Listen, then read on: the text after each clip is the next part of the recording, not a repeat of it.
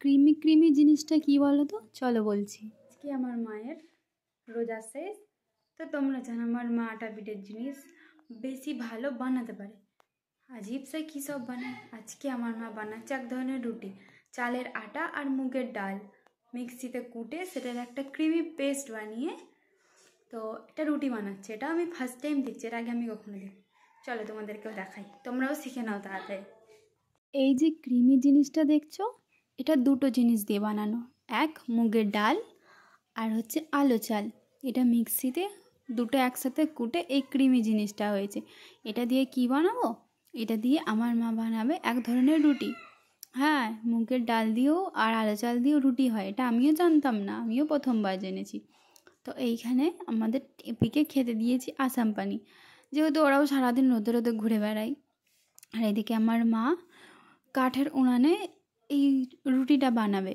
ঠিক আছে, তো চলো তোমরা দেখতে থাকো আমার মা কী করে বানায়। আমার মা এত রকমের জিনিস মানে করতে পারে, সেটা আমি নিজেও জানি না। তা দেখো, তাওয়াতে ফার্স্টে সাদা তেল দিয়ে দিয়েছে।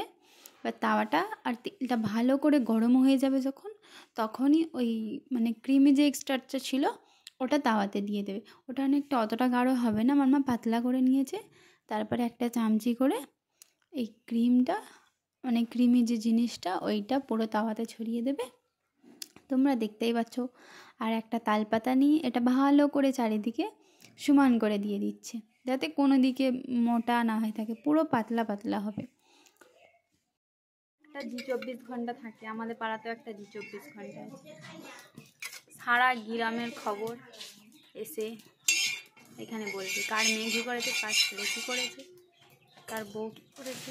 আমাদের গ্রামের প্রতিটা জায়গাতে এরকম একটা করে মানুষ থাকেই, নিজের কাজ ছেড়ে অন্যের চরকায় বেশি তেল দেয়।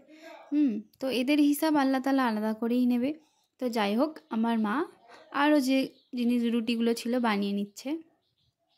আর আমি যাচ্ছি পাতিলেবু আনতে, কারণ মা যেহেতু রোজা রেখেছে আর ঘরে পাতিলেবু শেষ হয়ে গিয়েছিল। ওই চাচিমাদের বাড়ি আমাদের বাড়ির কাছেই, একদম আমাদের বাড়ির পিছনেই, কিন্তু এখন গলি চেঞ্জ হয়ে গেছে, তো তার জন্য আমাকে একটু ঘুরে যেতে হয়। তো আমি চাচিমাদের বাড়িতে চলে এসেছি। ও চাচিমা, চাচিমাকে বলে চাচিমা বললো তুই নিজেই পেরে না, ওখানেই একটা লগা ছিল বাঁধা আজকে, আমি নিজেই দুটো গাছ ছিল আর লেবুগুলো এত সুন্দর, লেবু পেরে নিজেই নিয়ে চলে এসেছি। অনেকগুলো লেবু পড়েছি আমি গাছ থেকে। আর লেবুগুলো সাইজও বড় বড়, আর যেমন মুসম্বি লেবু হয় তেমনই ওগুলোও হয়, মানে খোসা ছেড়ে যায় একদম।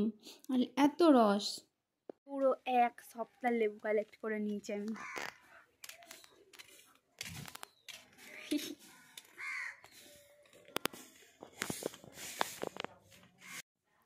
তারপরে আমি ঘরে এসে আমাদের এই চুলবুল বাচ্চাগুলোকে খেতে দিয়ে দিই, কারণ আমাদেরও যেমন খিদে পায় ওদেরও তো খিদে পায়, ওদেরকে পুষ্টি ওদের যত্ন করতে হবে।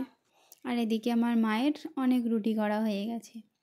আর এই যে আমার একটা সাথী, সে এখন ঘুম থেকে উঠেছে, আমার কোলের ওপর উঠে পড়েছে। সত্যি কথা বলতে, মানুষকে যতই ভালোবাসা দাও সে বেইমানি করবে, কিন্তু এই পশু পাখিরা যারা হয় না, এই বেড়ালটা, আমি ওকে এত মারধর করি, বকাঝকা করি, কিন্তু কখনো আমাকে ছেড়ে যায় না। তারপরে আমার দাদা মিষ্টি নিয়ে এসছে, খেজুর গুড়ের মিষ্টি, মানে আমাদের এখানকার ফেমাস দোকান থেকে।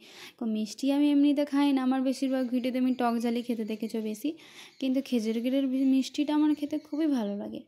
ভালো লাগে বলতে এরকম নেই যে এক গাদা খাবো বা কিছু, 1 থেকে 2 পিস যথেষ্ট, ওর থেকে বেশি আমার দ্বারা আর হবে না, গা গোলাবে একদম।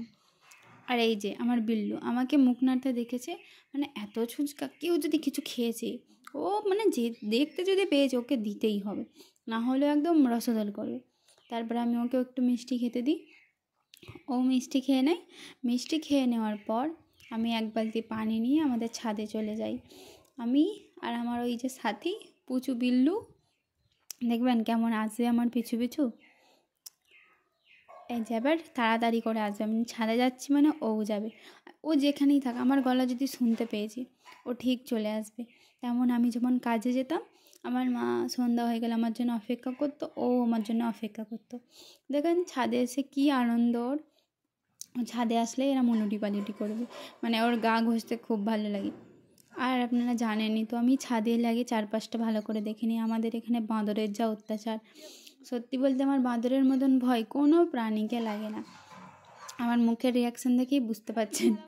তো তারপরে আমি গাছে পানি দিয়ে দিই, আর ও টবের গাছের চারিপাশে ঘুরে বেড়াচ্ছে, মানে পোকামাকড় যা দেখবে তাকে পায়ে করে চিপে দেবে। এত বদ ও। প্রজাপতি ধরতে যাবে, আর ওখানে কতগুলো পাখি উড়ছিল, ওগুলোকে ধরতে যাচ্ছিল। তারপর নিচে এসে দেখি যে মা এদিকে সবাইকে খেতে দিয়ে দিয়েছে, আমিও খেয়ে নিই।